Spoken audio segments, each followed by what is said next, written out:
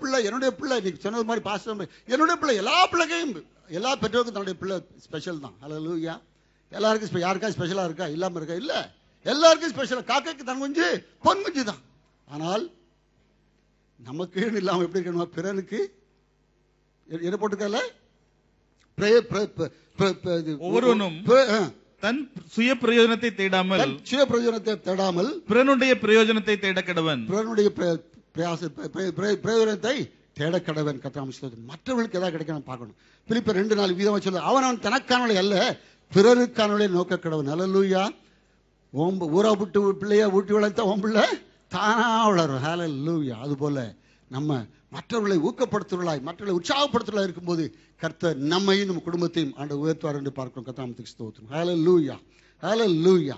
அங்கே ஆண்டவருடைய காரியங்களை நமக்கு நடத்தும் போது நமக்கு என்ன விதமான ஆசீர்வாதங்கள் வரும் என்பதை ஒரு 1-2 நிமிஷங்களை பார்க்க முடியாது நான் யோசிக்கிறேன்.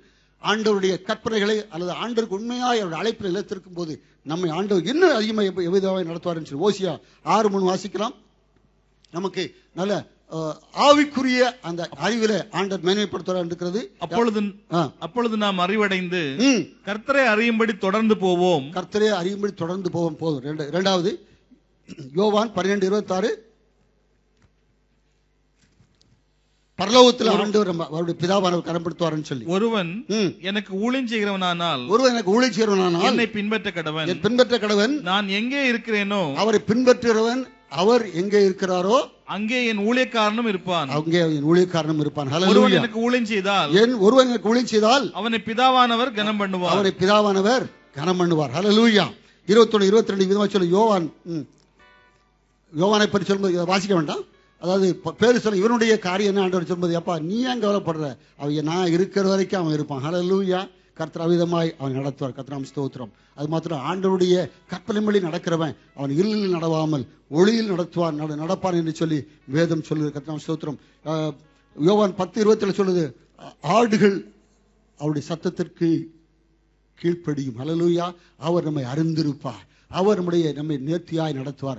அமர்ந்த தண்ணீரிலே கொண்டு போய் நடத்துவார். ஹல்லேலூயா. நேர்த்தியான வழியிலே நடத்துவார். ஹல்லேலூயா. அவர் புல்லுள்ள இடங்களில் மேய்ப்பாய் அமர்ந்த தண்ணீரிலே கொண்டு போய் நம்மை விடுவார் என்பதில் நிச்சயமில்லை. ஹல்லேலூயா. கர்த்தரை பின்பற்றினவள் ஒருபோரும் இடறி போவதில்லை. ஹல்லேலூயா. அவன் பேதையா இருந்தாலும் வழி தப்பி போவதில்லை. கர்த்தர் நடத்துவார். ஹல்லேலூயா. அவர் நீதியின் வலதுகரம் அவரை தாங்கும். ஹல்லேலூயா. அவருடைய கண்கள் அவன் மேல் நோக்கமாயிருந்து அவர் நடக்க வேண்டிய வழி அவனுக்கு காண்பிப்பார் என்பதில் சந்தேகம் இல்லை. ஹல்லேலூயா. அவர் ஆடுகளைப் போல, அவர் மேய்ச்சலின் ஆடுகளைப் போல அந்த மேய்ப்பரை நாம் எப்பெல்லாம் கடந்து பின்செட்டு போகும்போது கர்த்தர் அவரை ஆசீர்வதிப்பார். ஹல்லேலூயா. கர்த்தருக்கு ஸ்தோத்திரம். வேதத்தில் சில உதாரணங்கள் மாத்திரம் நான் சொல்லி இதோட நான் முடித்துக்கொள்ளலாம் என்று விரும்புகிறேன். அடுத்தப்பல ஆண்டவருடைய பாடுகள் பங்கு என்பதை நான் அடுத்த முடிந்தால் நம்மளோடு பேசும்படியான விரும்புகிறேன். கர்த்தருக்கு ஸ்தோத்திரம். யூதா என்று சொன்னா யாரு? யூதா ஆண்டவரை ஆராதிக்கிறவன், ஆண்டவருக்கு பிரியமாய் எப்பொழுது நடக்கிறவன். கர்த்தருக்கு ஸ்தோத்திரம். அங்கே அந்த இஸ்ரவேல் 12 பேர் கோத்திரத்தை அந்த தலைவர்களும் அந்த யோசேப்பு அடிமையாய் போனபோது இங்க எல்லாரும் அவனுக்கு போய் தேடி போனாங்க. அவன் தன்னுடைய சகோதரனை அவனோடு கூட பிறந்தவனை அவன் கண்டுபிடிச்சிட்டான். அது எப்படியா வைத்துக்கொள்ளணும்னு சொன்ன போது அவர்களுக்கு ஏதாவது பொய் சொல்லி தன்னுடைய அவர் சகோதரன் சொல்லாம அவர்களை எப்படியாவது இவனை வசப்படுத்தி வைக்கணும்னு சொல்லி அவனுக்கு ஒரு டிராமா பண்ணும்போது இவனை வைத்துக்கொண்டு அவனுடைய சாக்கில் அவன் பானம் பண்ற பாத்திரத்தை போட்டு திருப்பி வர சொல்லி வச்சுக்கிட்டான். அப்ப சொல்றான், நீ இவன் எங்க விட்டுட்டு தான் போன விட முடியாது சொல்லும் போது யூதா சொன்னான், அவனை விட்டுருவோம் என்னையும் வச்சுக்கிறோம். ஹல்லேலூயா. அவனுக்கு ஜீவனா, அவனுடைய ஜீவனுக்கு ஈடா என்ன வைத்துக் கொள்ளும் என்று சொன்னான். ஹல்லேலூயா. ஹல்லேலூயா.